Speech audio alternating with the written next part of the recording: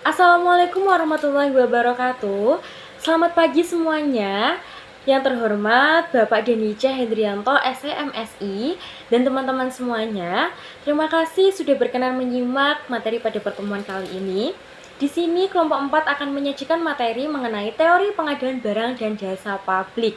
Nah, sebelum menyajikan materi, perkenalkan saya Siti Afrilatul Muna dengan NIM 013 sebagai moderator kelompok 4, dan nanti saat menyajikan materi ada 5 kelompok saya yang bertugas penyaji materi.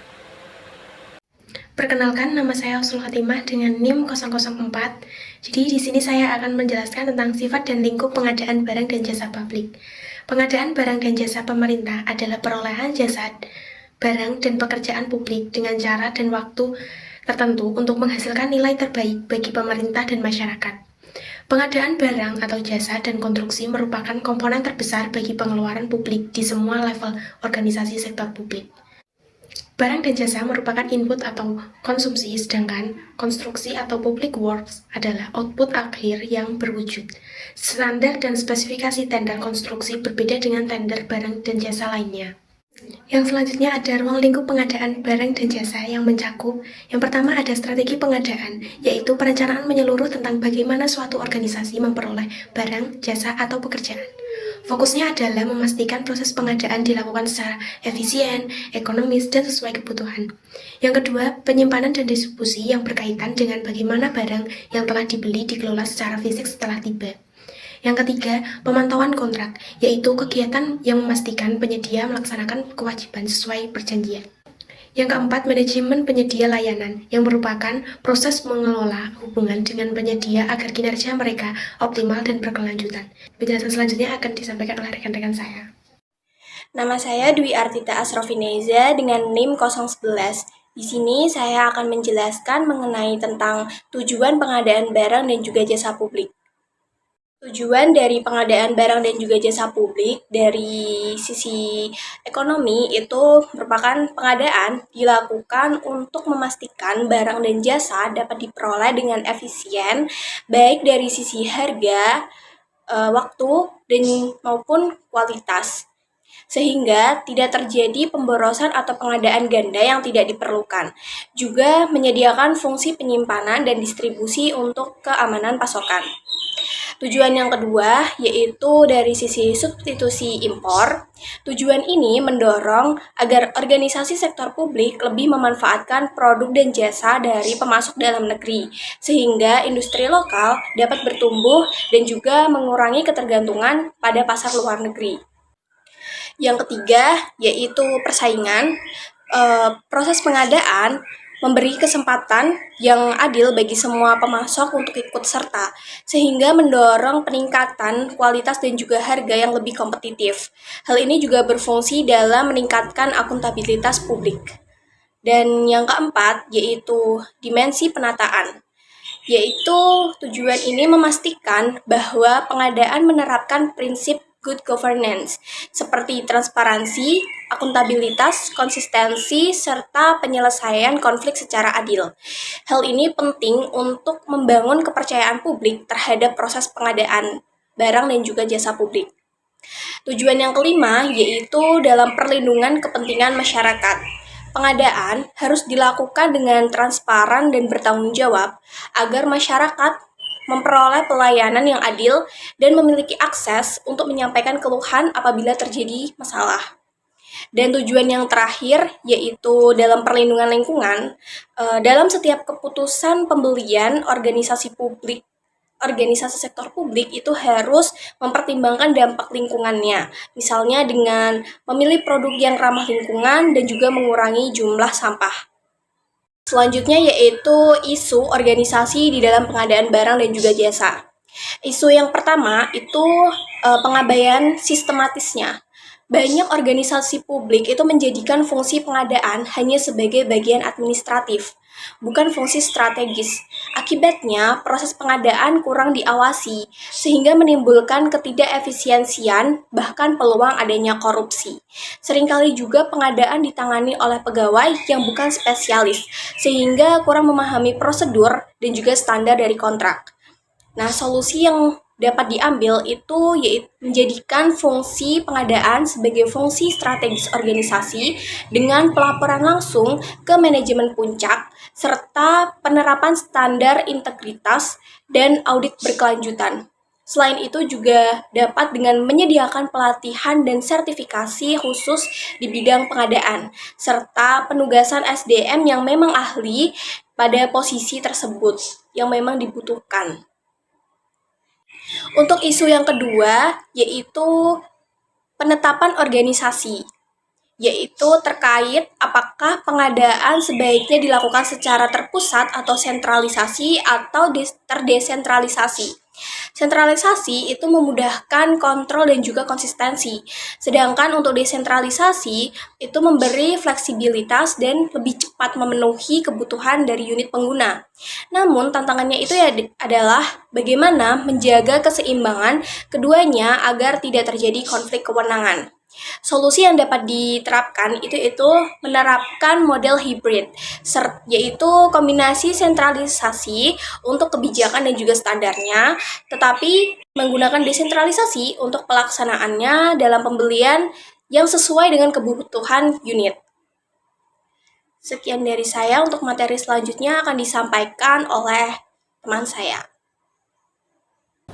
Perkenalkan, nama saya Kurniasih Ramadhani dengan NIM 012. Di sini saya akan menjelaskan apa yang didelegasikan dan kapan.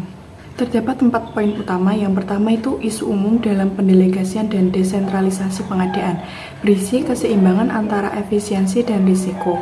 Yang kedua, dorongan untuk melakukan pendelegasian fungsi pengadaan agar cepat, murah, dan sesuai kebutuhan. Yang ketiga, risiko meningkat apabila ada pengabaian proses pengadaan, pimpinan bagian pengadaan di tingkat atas tidak memiliki kepentingan atau perhatian. Kemudian, unit kerja bawah menjalankan pengadaan tanpa pengawasan yang memadai. Poin yang kedua yaitu pertanyaan kunci dalam memutuskan desentralisasi pengadaan. Yang pertama itu efektivitas, prosedur pembelian yang tegas versus fleksibilitas manajer pabrik. Yang kedua, cara mendelegasikan pengadaan sampai tetap menerapkan tekanan perlindungan anti-misuse.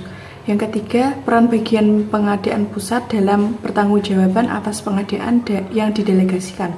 Yang keempat, penilaian risiko korupsi dan inefisiensi pada tiap tahap pendelegasian. Selanjutnya ada 3 variabel penentu tingkat risiko. Yang pertama, kekhususan produk atau kontrak. Semakin spesifik, risiko akan semakin rendah. Kemudian standar teknis memperkecil ruang manipulasi. Yang kedua, struktur pasar. Pasar kecil atau kurang kompetitif, maka risiko lebih tinggi. Yang ketiga, ukuran dan kerumitan transaksi. Nilai besar dan teknis rumit, maka rawan manipulasi dan kesalahan. Kemudian risiko terbesar biasanya di middle management. Poin yang keempat yaitu tahapan pengadaan yang dapat didelegasikan.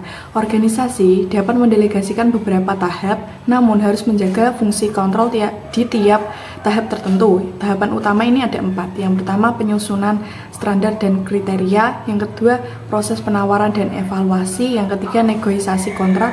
Yang keempat, pemantauan kontrak. Pendelegasian pengadaan barang dan jasa dilakukan yang pertama ketika efisiensi dibutuhkan. Unit kerja membutuhkan kecepatan pengadaan dan biaya yang lebih murah. Yang kedua, ketika kebutuhan pengadaan lebih baik dinilai oleh unit pengguna. Unit kerja paling mengetahui jenis barang atau jasa yang diperlukan. Yang ketiga, ketika pimpinan pengadaan di tingkat atas tidak memiliki kepentingan langsung, sehingga pengadaan diserahkan ke unit-unit bawah.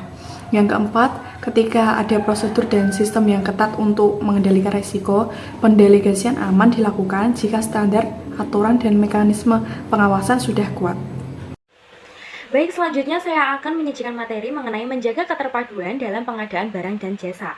Nah, pada dasarnya teman-teman, keterpaduan dalam pengadaan barang dan jasa ini sangat penting untuk mencegah terjadinya korupsi dan memastikan proses pengadaan berjalan dari awal itu transparan serta akuntabel.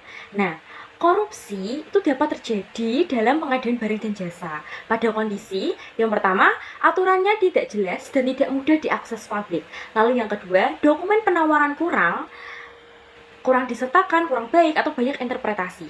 Lalu yang ketiga, spesifikasi dan standar tidak jelas, serta pengawasan kontrak lepas kendali. Nah, korupsi ini, unit pengadaan barang dan jasa itu dapat mencegah korupsi tadi dengan melakukan yang pertama, menyesuaikan spesifikasi untuk memberikan manfaat kepada pemasok khusus. Lalu yang kedua, membatasi informasi tentang kesempatan penawaran hanya pada penawar yang berpotensial. Lalu yang ketiga, menegaskan pentingnya pernyataan untuk memberikan kontrak dengan dasar sumber daya tunggal. Lalu yang keempat, memberikan penawaran yang lebih disukai info rahasia daripada penawar yang lain. Lalu yang kelima, ada mendiskualifikasi pemasok potensial melalui prekualifikasi yang tidak layak. Nah, oleh karena itu, menjaga keterpaduan berarti memastikan bahwa seluruh proses dari awal sampai akhir itu tetap transparan, adil, tidak diskriminatif, dan tentunya terbuka. Selanjutnya teman-teman, pada tingkat internasional, prinsip keterpaduan dalam pengadaan barang dan jasa publik juga menjadi perhatian. Nah, di sini ada prinsip umum pada PBB, yakni mensyaratkan seluruh pegawai pengadaan barang dan jasa publik untuk tetap menjaga keterpaduan standar yang tidak dapat disangsikan dalam menjalin hubungan bisnis. Jadi ada standar-standar tertentu yang diterapkan, teman-teman. Nah, selain itu, amandemen yang dibuat Bank Dunia dalam dokumen standar penawaran pada bulan Oktober 1996 mensyaratkan negara-negara peminjam seperti penawar, pemasok, kontraktor, dan lain-lain untuk mempraktikkan standar etika tertinggi serta pelaksanaan kontrak. Nah, dengan adanya prinsip dari PBB dan standar etika dari Bank Dunia, dapat kita lihat teman-teman bahwa integritas pengadaan tidak hanya menjadi tuntutan nasional, tetapi juga komitmen global. Selanjutnya, menurut Wells and Lakeland dalam Perry 1986, menjaga keterpaduan dalam pengadaan barang dan jasa tidak hanya bergantung pada proses sebelum kontrak, tetapi juga administrasi pasca kontrak. Nah, administrasi pasca kontrak dan kegiatan pengamatan lapangan memerlukan keahlian khusus, teman-teman. Untuk apa? Yang pertama, memastikan kewajiban kontrak ini dipenuhi tepat waktu. Jadi tanggung jawab atau kewajiban kontrak itu harus tepat waktu dilaksanakannya. Lalu yang kedua, menyelesaikan permasalahan yang muncul. Jadi sebagai acuan, teman-teman. Lalu yang ketiga, menjaga konsistensi, kualitas, dan kepatuhan kontrak. Nah, selanjutnya, Kamar Dagang serta Asosiasi Kontraktor di berbagai negara juga berperan dalam hal ini loh, teman-teman. Yang pertama, mengembangkan jaringan profesional. Lalu yang kedua, berbagi praktik terbaik dalam pengadaan. Yang ketiga, memperkuat kapasitas pelaku pengadaan melalui program pelatihan. Selanjutnya akan dilanjutkan oleh rekan saya. Perkenalkan, nama saya Wilma Septiana Pratista dengan NIM 015. Selanjutnya yaitu barang dan jasa publik versus barang dan jasa swasta. Barang dan jasa publik bersifat non-eksklusif dan diperuntukkan bagi seluruh warga tanpa memandang kemampuan ekonomi, serta banyak yang dapat dinikmati secara gratis karena dibiayai melalui pajak atau anggaran negara. Selain itu, mendapatkannya juga tidak memerlukan persaingan, contohnya seperti Mercusuar dan juga layanan pertahanan negara. Sementara itu, barang dan jasa swasta bersifat eksklusif, hanya dapat dinikmati oleh individu yang mampu membayar karena harga ditentukan oleh pasar dengan orientasi profit seperti villa, hotel, dan juga perumahan mewah. Terdapat juga barang setengah kolektif yang dikelola swasta atau kerjasama publik swasta seperti sekolah dan rumah sakit swasta yang umumnya tidak boleh eksklusif namun sering tidak terjangkau masyarakat kecil. Sektor swasta sering dianggap lebih efisien dan efektif karena fleksibilitas dalam pengelolaan serta adanya persaingan yang mendorong peningkatan kualitas. Namun demikian, swasta cenderung hanya fokus pada profit dan kurang memperhatikan biaya serta dampak sosial seperti pencemaran lingkungan. Karena itu, intervensi pemerintah dibutuhkan terutama ketika masyarakat tidak mampu menilai mutu pelayanan, ketika terjadi monopoli pasar, ataupun ketika muncul dampak eksternal negatif. Kemudian, dalam penyediaan pelayanan publik, pemerintah dapat bekerja sama dengan swasta melalui sistem kontrak atau melalui organisasi kolektif seperti Siskamling untuk memastikan pelayanan yang adil dan merata.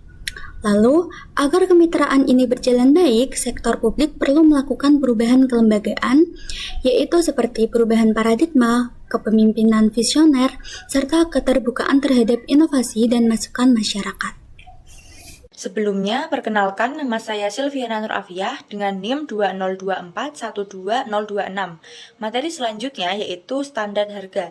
Dalam proses perencanaan anggaran, organisasi sektor publik itu harus memastikan bahwa setiap rupiah digunakan secara efisien, transparan, dan bisa dipertanggungjawabkan. Untuk mencapai itu, diperlukan standar harga yaitu daftar harga wajar yang digunakan sebagai acuan seluruh unit kerja saat menghitung kebutuhan anggaran.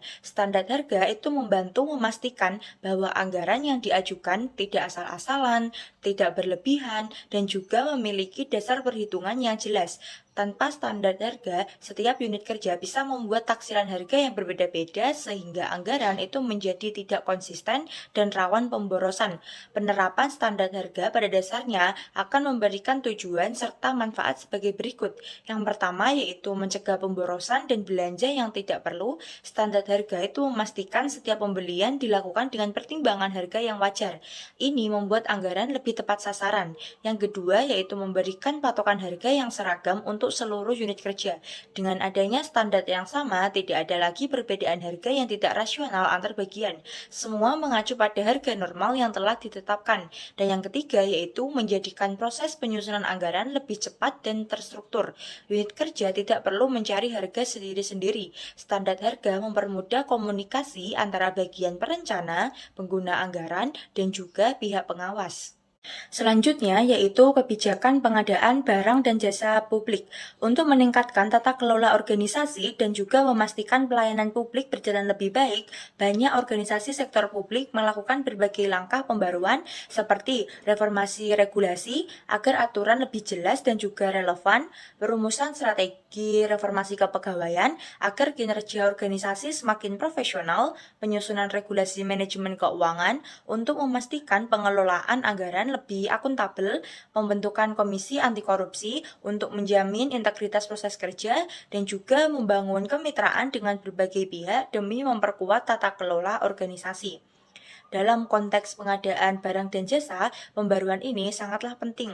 Aturan yang jelas itu akan memastikan proses pengadaan dilakukan secara transparan, efektif, dan juga bebas dari penyimpangan. Salah satu regulasi penting adalah Keputusan Presiden Nomor 61 Tahun 2004 yang mengatur secara rinci prosedur pengadaan barang dan jasa, mekanisme pembinaan, dan juga sistem pengawasan pelaksanaan pengadaan. Dengan aturan ini, proses pengadaan menjadi lebih tertib, transparan, dan juga dapat dipertanggungjawabkan. Baik teman-teman, sekian penyajian materi dari kelompok 4. Mohon maaf jika ada salah dalam bertutur kata menyampaikan materi. Semoga apa yang kami sampaikan pada hari ini bermanfaat bagi teman-teman semua dan menjadi berkah bagi kita semua. Terima kasih atas perhatiannya. Silakan untuk menanggapi di kolom komentar. Terima kasih. Wassalamualaikum warahmatullahi wabarakatuh.